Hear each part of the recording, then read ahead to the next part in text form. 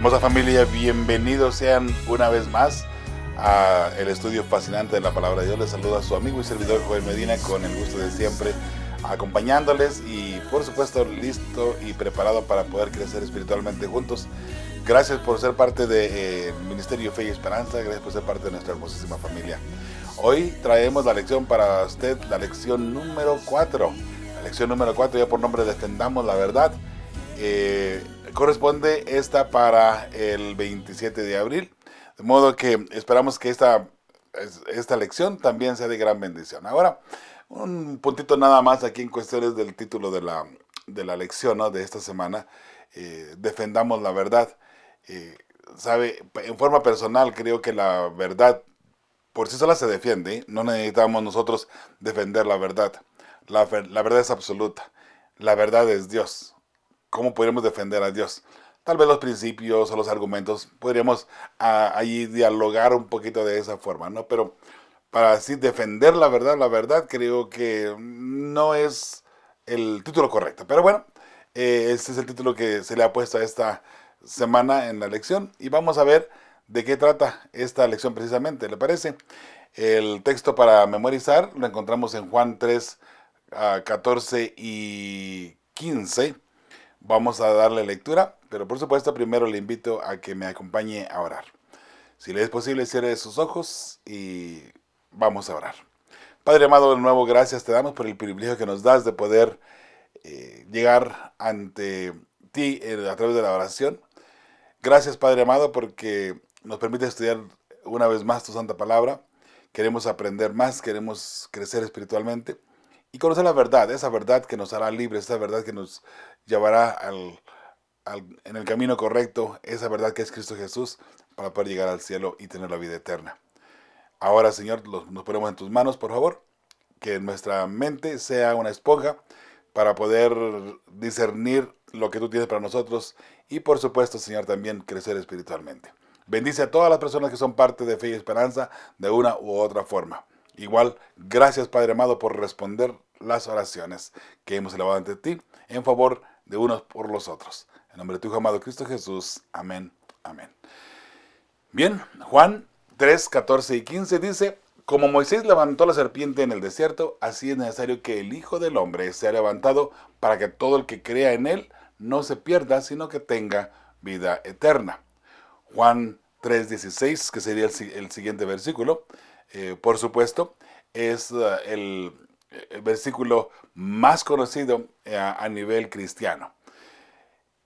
Así como fue levantada la serpiente en el desierto. ¿Sabe que muchas personas utilizan este texto para decir que se pueden tener imágenes que se pueden hasta cierto punto adorar también? Ahora, nunca en ningún momento la serpiente que se levantó en el desierto fue adorada o en ningún momento tenía el poder la serpiente de sanar a las personas que eran mordidas por una serpiente en el desierto. Miraban ahora a la serpiente y se sanaban. Obviamente todo estaba detrás de parte de Dios, pero este texto y otros más que se utilizan de repente en la Biblia, las personas lo quieren utilizar como que, bueno, mira, aquí ves, se levantó una imagen de una serpiente, entonces la gente que lo miraba se sanaba. ¿Sabe? Esa imagen, y lo miramos aquí en Juan 3, 14 y 15, esa serpiente, y sorprendentemente, ¿no?, esa serpiente representaba a Cristo Jesús. Qué interesante que el león representa a Satanás, pero también representa a Cristo Jesús. Un macho cabrío representa a Satanás, pero también puede representar a Cristo Jesús. Una serpiente ahora en el desierto puede representar a Satanás, se puede la serpiente antigua que se llama Diablo y Satanás, y a la misma vez también puede representar a Cristo Jesús, como lo fue en este caso. Bueno, cualquiera que sea la situación y la idea, mi bella familia, dejémoslo al punto de que esta serpiente representaba a Cristo Jesús de la misma manera como el cordero que era sacrificado diariamente para perdonar los pecados del pueblo. Obviamente no había ningún poder en el cordero, ni en la sangre del cordero literal que se sacrificaba allí en el atrio del santuario. No había nada especial, no había ningún poder específico. Sin embargo, una de las cosas que sí sabemos es que eso representaba a Cristo Jesús, y por medio de lo que representaba a Cristo Jesús es que el pecado era perdonado. podemos hacer esa comparación, por así decirlo, ahora con la serpiente. En ningún momento representaba idolatría o adoración o cualquier otro tipo de detalles. Sin embargo, lo que sí era obvio que representaba a Cristo Jesús en el desierto, al levantarse de esa serpiente, como también lo representaba en la roca y en el maná, y entre otros puntos más, donde se representaba a Cristo Jesús, ¿cierto? Entonces todo eso era un símbolo nada más de Cristo Jesús. Vamos a entrar ahora a la parte del domingo. Dice el título para este día: perseguida pero triunfante. Lee Daniel 7, 23 al 25 y Apocalipsis 12, 6 y 14. Vamos a leerlos aquí. Daniel 7, 23 en adelante dice: dijo así: la cuarta bestia será un cuarto reino en la tierra, el cual será diferente de todos los otros reinos, y a toda la tierra devorará, trillará y despedazará. Y los 10 cuernos significan que de aquel reino se levantarán 10 reyes, y tras ellos se levantará otro, el cual será diferente de los primeros, y a 3 reyes derribará. Y hablará palabras contra el Altísimo, y a los santos del Altísimo quebrantará, y pensará en cambiar los tiempos y la ley, y serán entregados en su mano hasta tiempo y tiempos y medio tiempo, o la mitad de un tiempo.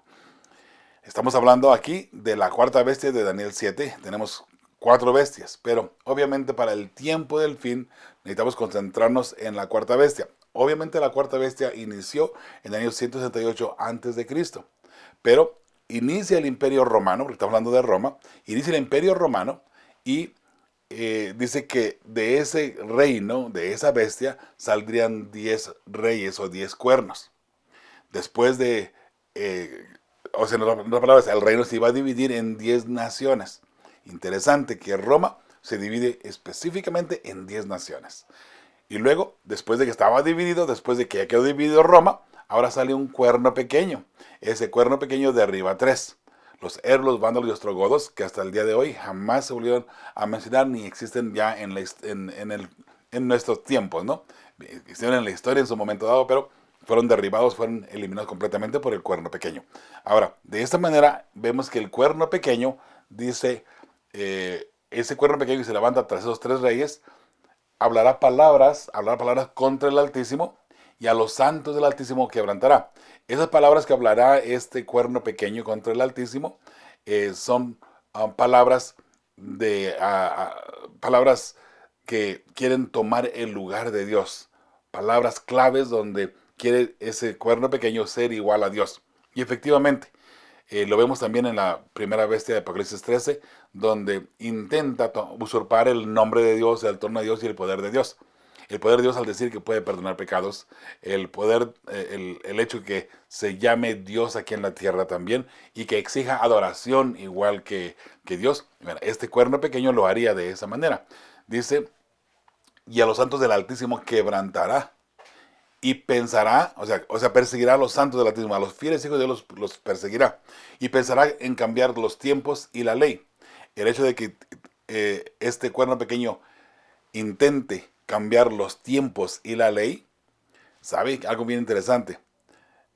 Los tiempos son los cumplimientos proféticos. Recuerde que hay profecías que Dios ya había dado, que estaban puestas allí para que en el momento de la historia, o sea, para la historia, para el momento del futuro, esa profecía se iba a empezar a cumplir, y también tenía una fecha de inicio y una fecha donde terminaría esa profecía.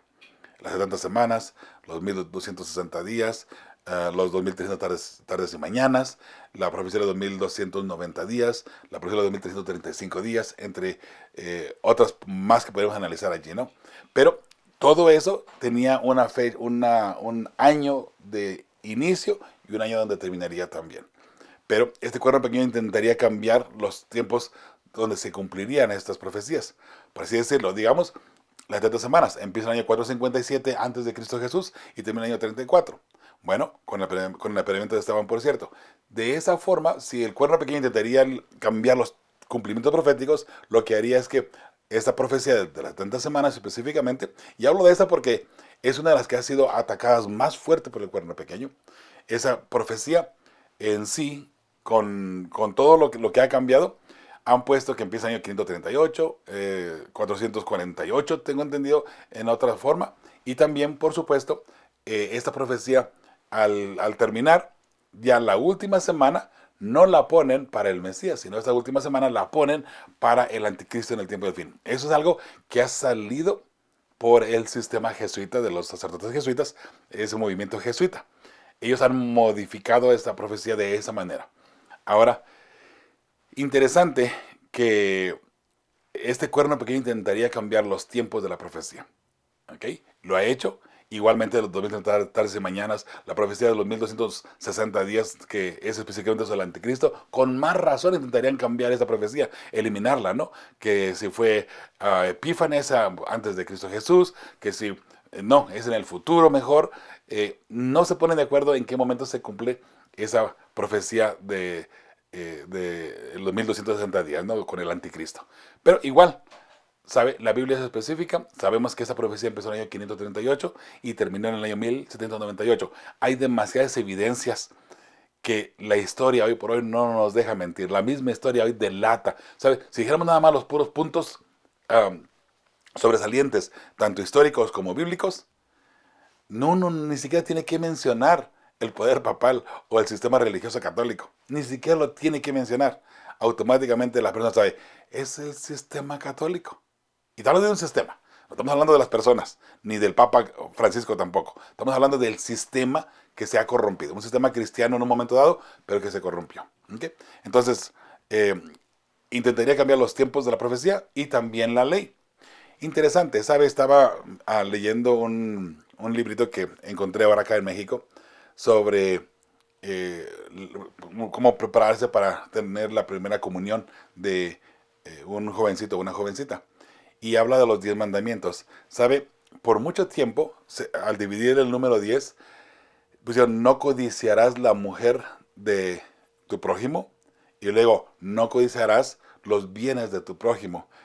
Nada más poniendo a la mujer en otro rublo, o en otro mandamiento, y para que no estuviera junto con las bestias o con las posesiones materiales de la persona. Bueno, puesto que habla de lo mismo porque el pecado es la codicia, ¿sabe? Ya lo cambiaron. Ahora lo que están haciendo, modificando, es poniéndolo junto el número 9, poniéndolo más o menos parecido a el mandamiento del adulterio. No tendrás pensamientos impuros. Casi se repite casi de lo mismo, ¿sabe? Pero bueno, uno es no hacer y otro no pensar. Pero es lo mismo. Vamos a otro, queda exactamente en lo mismo. Y por supuesto, el segundo mandamiento fue eliminado completamente de las imágenes, de no adorar. Fíjense que el mandamiento dice que no nos hagamos imágenes en cuestión de adoración o para honrarlas o venerarlas. Dice, y no te inclines a ellas. Si hoy por hoy la Iglesia Católica dice que no adoran a las imágenes y que solamente las veneran, ¿sabe qué? La veneración a una imagen es lo mismo que adoración. Ve al diccionario nada más, solamente ve al diccionario. Y el primer punto es brindarle respeto. Y el segundo es adorarle. O sea, el segundo significado de venerar. De modo que es lo mismo. Y usted no le va tampoco a dar o venerar o darle respeto a una imagen cuando la Biblia dice tajantemente, no te hagas imagen con ese fin precisamente, para ponerla en el lugar de Dios. Entonces, ahí tenemos también esa parte, ¿no? Este cuerno pequeño intentaría cambiar los tiempos de la profecía, intentaría también cambiar la ley de Dios. Digo intentaría porque al finales de cuentas siempre va a haber un grupo de personas que mantendremos la ley de Dios en alto. Y muy interesante, porque ahora dentro de la misma iglesia adventista de pronto tenemos el problema que la ley de Dios está ahí en el aire como algo no tan importante. Mencionábamos en las lecciones pasadas, atacando el mismo sábado también. De modo que, hermanos, estamos en el mismo punto ahora. Antes, como iglesia adventista, lo que sí era nuestro ícono, si lo queremos llamar así, lo más importante para la iglesia adventista, eran las profecías y, por supuesto, exaltar la ley de Dios con todo sentido de la palabra y, por supuesto, levantar la bandera de la verdad sobre el sábado. Pero hoy por hoy ya no es tanto así, ¿no? El sábado también ha dejado de ser un día tan importante para nosotros. No para Dios, pero sí para nosotros de pronto. Bueno, eso es lo que intentaría hacer el cuerno pequeño. Eso lo encontramos aquí en Daniel 7:25. Dice, pensará en cambiar los tiempos y la ley y serán entregados en su mano. Note, y serán entregados en su mano, ¿quiénes? Los santos, los hijos de Dios, los fieles. en su mano hasta tiempo y tiempos y medio tiempo. Eso de tiempos es, un tiempo es un año, dos tiempos son 2 años, de modo que son 3 años, y medio tiempo es medio año, 3 años y medio. En cuestiones de días son 1260 días. Ahora los convertimos por el principio bíblico de la profecía también, lo convertimos ahora lo vamos a convertir a años. Entonces tenemos 1260 años. ¿Okay? Y ahí vamos de esta manera. El otro texto que necesitamos analizar es Apocalipsis 12, 6 y el 14. El versículo 6 de Apocalipsis 12 dice, y la mujer huyó al desierto donde tiene lugar preparado por Dios para que allí la sustenten por 1260 días. La misma persecución que el cuerno pequeño intentaría hacer. Aquí la mujer es el pueblo de Dios. Los cristianos, ahora sí. Aquí los cristianos tienen que huir al desierto, donde Dios le ha preparado un lugar para allí alimentarla o sostenerla, para que no muera por 1260 días. Apocalipsis 14:12 dice, y se le dieron a la mujer las dos alas de la gran águila, para que volase delante de la serpiente al desierto, a su lugar donde es sustentada por un tiempo y tiempos, y le metió un tiempo. Es exactamente los mismos tiempos. Estamos hablando del año 538 al año 1798. De esa forma, la profecía queda anclada ahora para nosotros en la historia y da el sello de la aprobación, el sello de que es algo verídico lo que ha sucedido. Se levanta el anticristo, se levanta el cuerno pequeño, la bestia, Babilonia, la gran ramera, el rey del norte, así el anticristo, como lo mencioné anteriormente, el hijo de perdición, el hombre de pecado. Todo eso es exactamente lo mismo. Y esa persecución específica, ¿por qué tiene que ser específica esa persecución? ¿Y por qué todos estos puntos son los mismos? Porque ese lapso de tiempo, hay dos características que tendría este poder perseguidor. Sería un sistema religioso, pero a la misma vez obtendría el poder político. Un solo poder, una sola persona, tendría el poder religioso y el poder político para perseguir a los cristianos. Por eso es que empieza el año 538. En el año 508 viene Clodoveo de Francia y le da temporalmente apoyo político a el sumo pontífice, así le llamaban entonces. Después, 538 empieza a llamarse Papa, de ahí en adelante. Bueno, temporalmente le da Clodoveo el tiempo, por así decirlo, el apoyo político al Papa. Pero en 538, Clodoveo, que venía de Francia, se retira completamente. Interesante, porque ahora en Apocalipsis 13 vemos a la primera bestia que recibe una herida mortal de una espada. Espada siendo poder político. Y mire qué interesante, que el mismo poder que le dio en un momento dado el poder político, ahora ese mismo poder, que es Francia, viene ahora y le da la herida certera a una de las cabezas de esta bestia. Entonces, es Francia dándole poder político y Francia quitándoselo. ¿Cuándo? Cuando Napoleón Bonaparte manda a General Berthier para que tome prisionero al Papa y se lo lleve en exilio a Francia y allá muere, ¿no?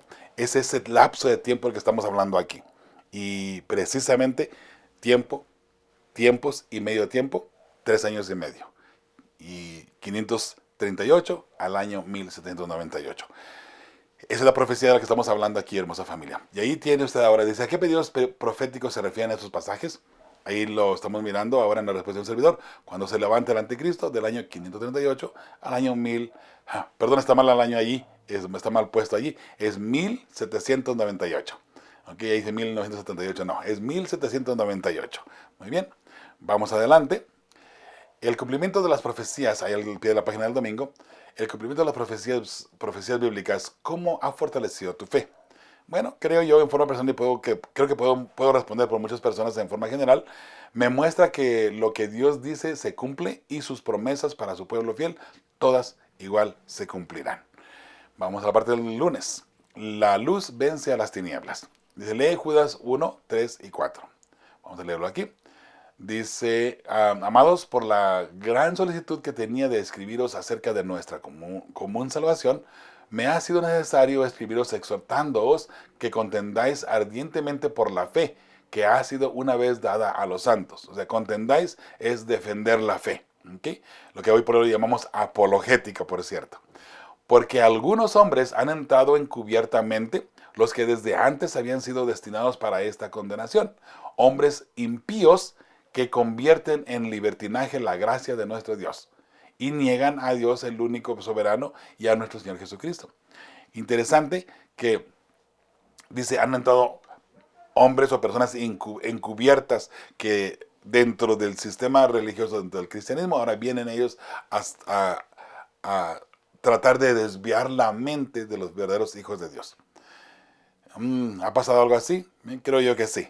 Incluso creo que en cualquier denominación se ha mirado esta parte también, ¿cierto? Pero a nosotros nos interesa nuestra iglesia, ¿cierto? La iglesia adventista, donde vemos al remanente trabajando allí, ¿verdad? La pregunta, ¿cuál es la advertencia aquí y cómo se aplicó a la iglesia cristiana posterior? Muy bien. Desde el año 200 aproximadamente entraron personas que adulteraron la sana doctrina y en el año 312 entró Constantino que trajo todos sus dioses paganos al cristianismo. Y allí de esa forma podemos ver que entraron, ¿no? Ahora dice que entran encubiertamente. Constantino entró abiertamente y entrando ya con todo lo de la ley, por así decirlo. Él trajo todas sus creencias, trajo todos sus dioses del mundo pagano, los trajo ahora a ser parte del cristianismo. Ahí es donde entra la Virgen María, donde entra la cruz, el pescado, eh, hasta árboles de pronto, y otros muchos más, ¿no? Los santos, cada uno de ellos. Entonces vemos de esa manera cómo de pronto todo eso entró al cristianismo. Vamos aquí a otra pregunta del lunes. Dice, lee Apocalipsis 2:10. Vamos a leerlo.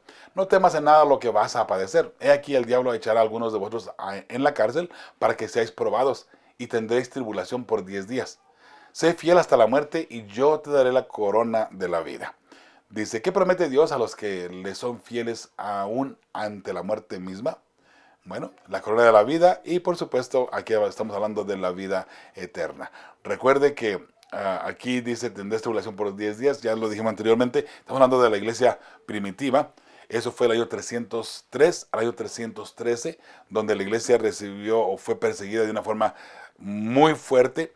De hecho, creo, si no mal recuerdo, fue el padre de Constantino el que persiguió a los santos de una forma terrible. Luego en el 312, Constantino, al ver que esa manera de perseguir a los cristianos no estaba funcionando, él utilizó otra táctica, donde se metió al cristianismo, según, entre comillas, y de adentro del cristianismo corrompió el cristianismo.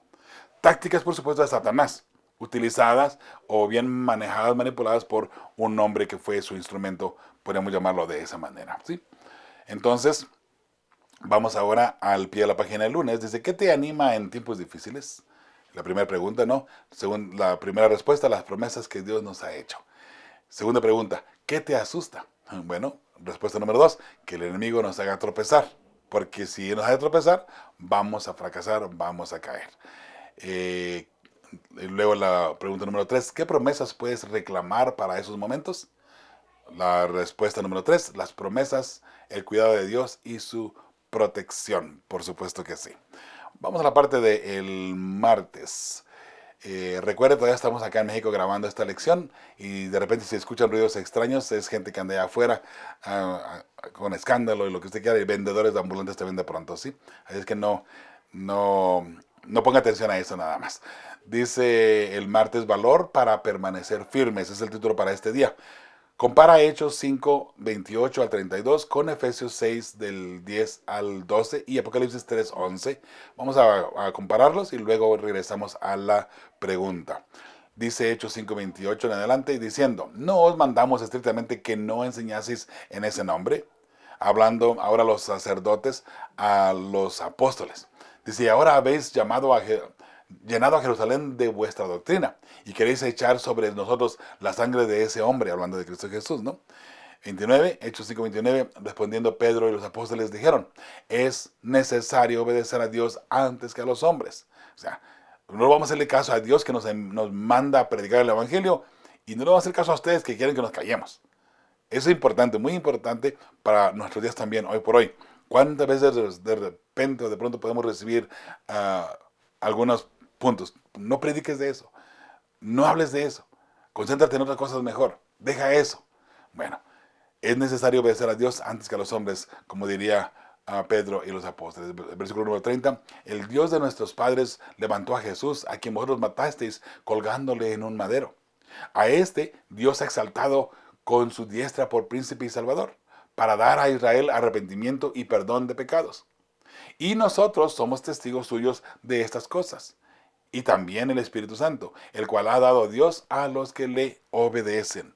Ahora vamos a Efesios 6, 10 al 12, dice: por lo demás, hermanos míos, fortaleceos en el Señor y en el poder de su fuerza.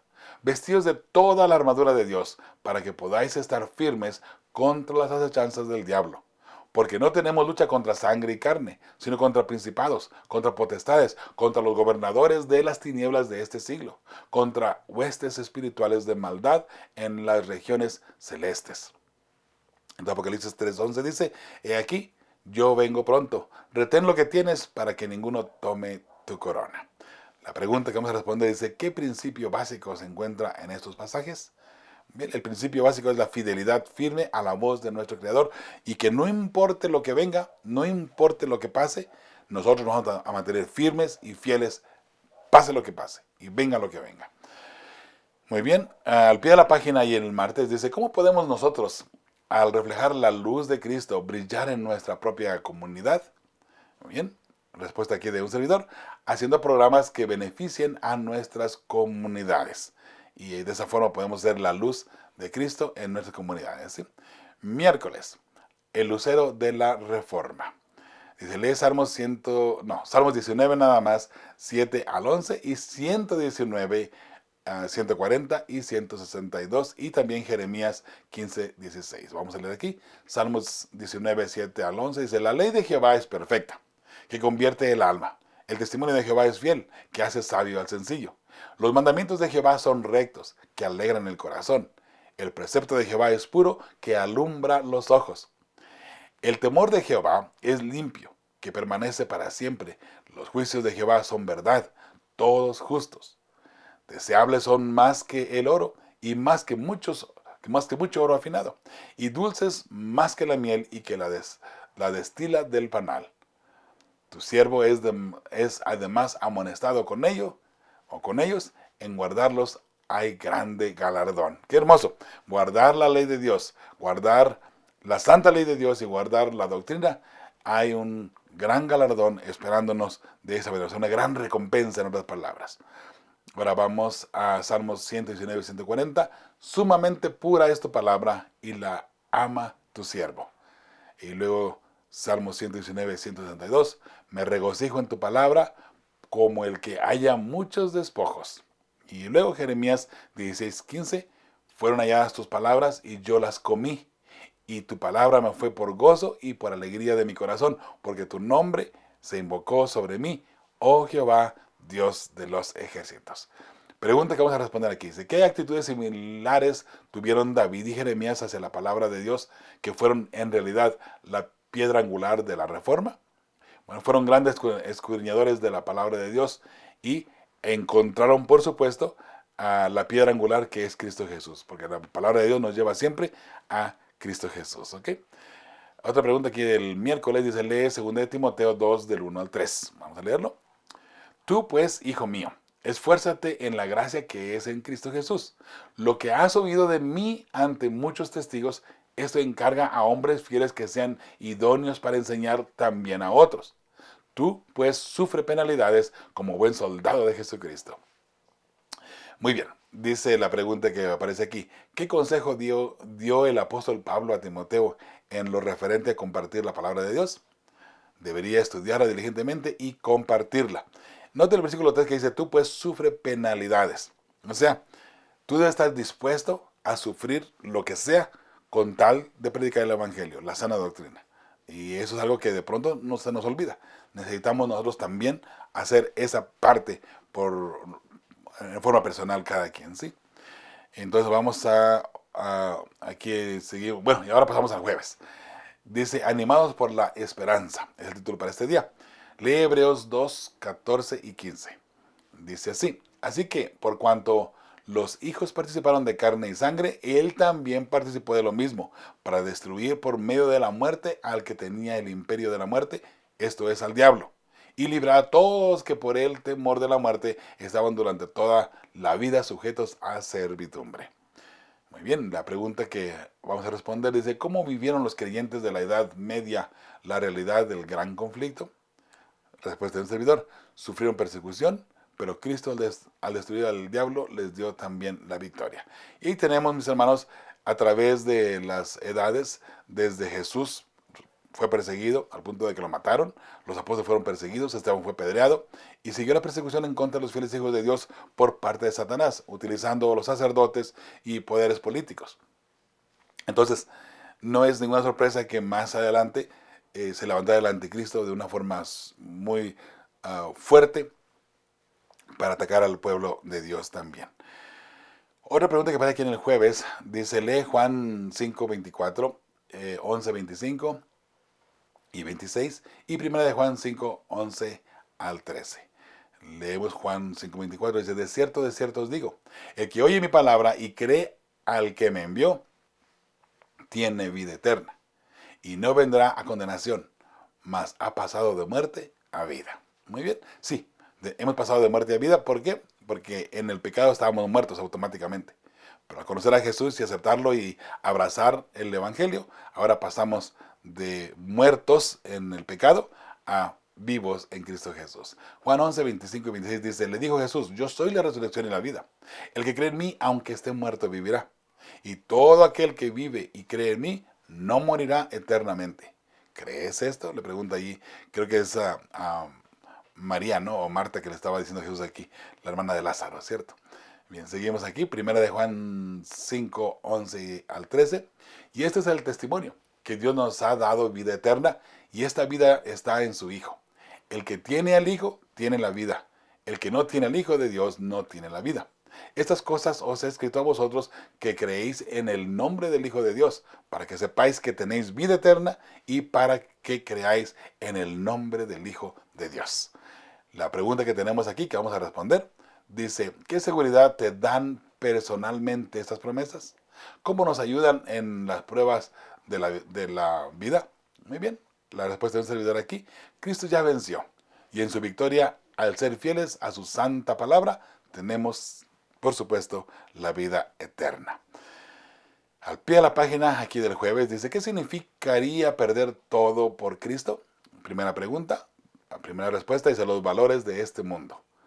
¿Qué significa perder todo por Cristo? Sean los valores de este mundo, que de paso, pues no valen nada. Pero el mundo o la humanidad les da valores a cosas terrenales de este mundo, ¿no? Segunda pregunta, ¿qué perdemos realmente en definitiva?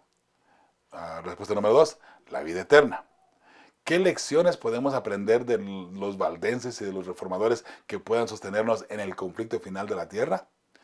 Muy bien, respuesta número 3. Si nos mantenemos fieles hasta el final, lo que perdamos en este mundo no es nada con lo que ganaremos o lo que ganamos al morir por Cristo y por supuesto también en Cristo.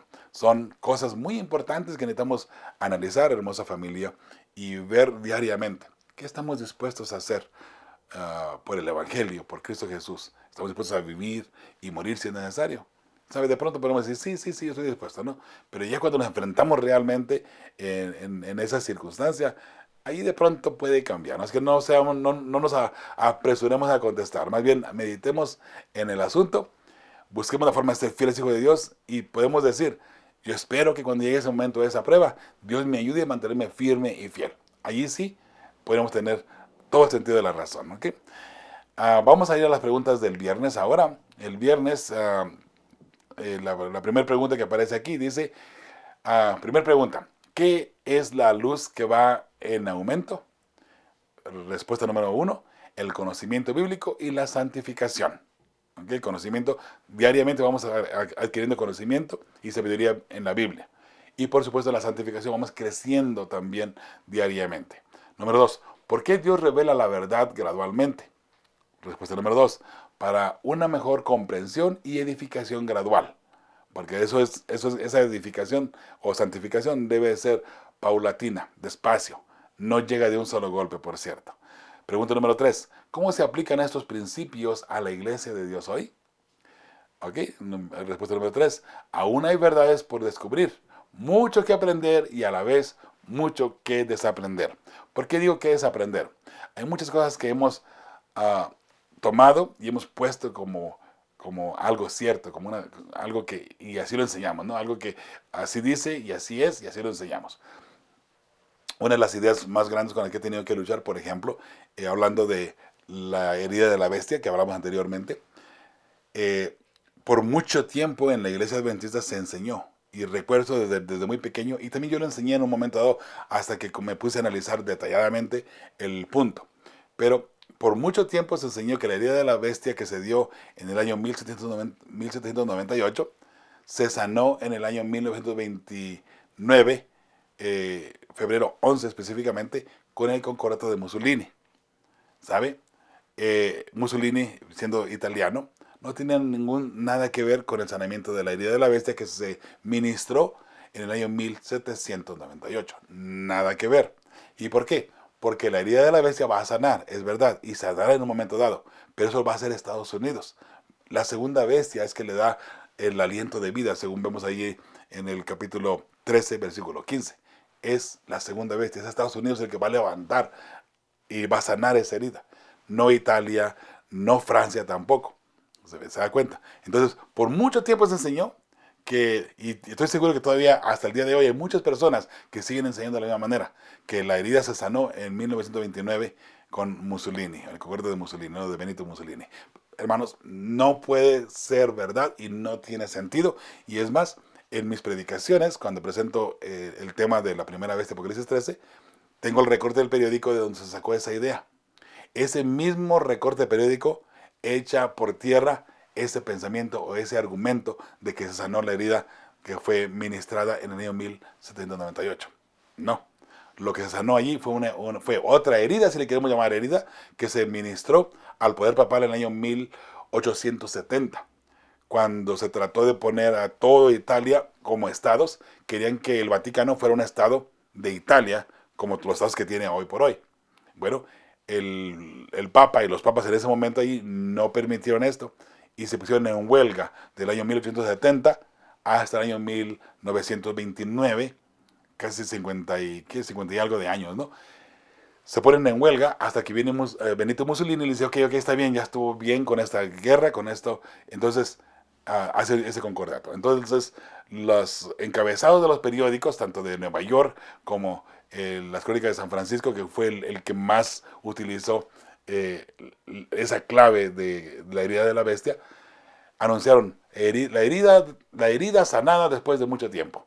La herida sanada después de mucho tiempo. Y pues rápido, mucha gente me dice, bueno, la Biblia habla de la herida que se dio en 1798. Ah, entonces se sanó aquí. Bueno, no. ¿Por qué? Porque vuelvo a repetir, hay parámetros que no se cumplen y que no van de acuerdo con esa teoría, ¿sí? Bueno, espero que no se me haya confundido más de la cuenta, ¿no? Sabe, ahora que estamos bueno, a esta altura ya estuvimos en Guatemala, hablamos mucho sobre esto y por supuesto aclaramos todos estos detalles y puntos también. Tal vez hagamos una serie de profecías ahora en este trimestre de todo esto del tiempo del fin. No sé si será una buena idea, pero es posible que sí. Algunas personas me han dicho, van a pasar estas campañas por YouTube o por el Internet. Y yo digo, la verdad, no sé cuál sea la situación allá en Guatemala, ¿no? Pero bueno, como quiera que sea, sí me gustaría grabarlos un poquito más profesional, como algo parecido a lo que estamos haciendo aquí hoy por hoy, ¿sí? Pero bueno, vamos adelante, hermosa familia, y vamos a la pregunta número 2.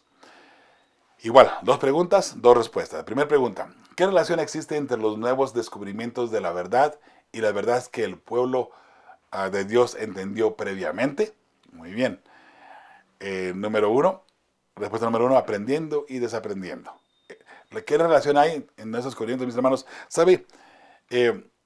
Hay muchas cosas que de pronto entendimos mal en un momento dado. No teníamos toda la información. Un ejemplo nada más, podemos dar el del chasco de 1844.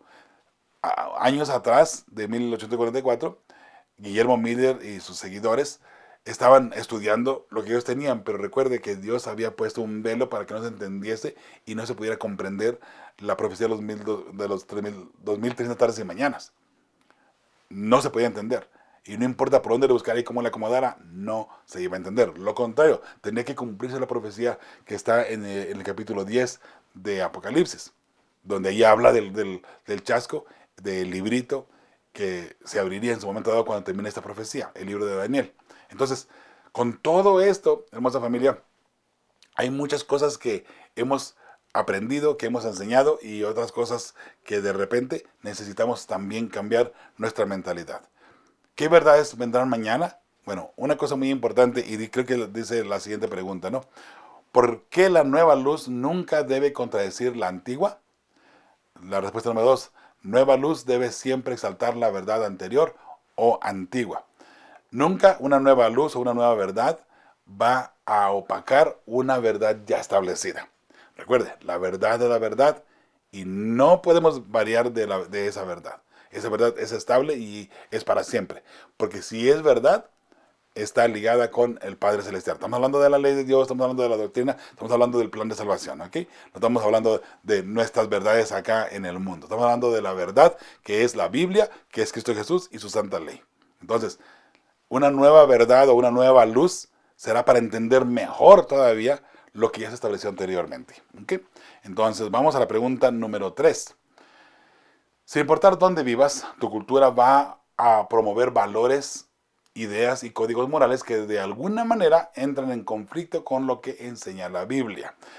Antes de seguir leyendo, déjeme aclarar este punto, ¿no? Y creo que está ahí en la respuesta también. ¿Sabe? La cultura, no importa dónde sea, si es de China, si es de Japón, si es de México, si es de Guatemala, de Nicaragua, de Colombia, de Estados Unidos, de Rusia, de donde usted le quiera poner. Ninguna cultura debe de opacar la verdad bíblica.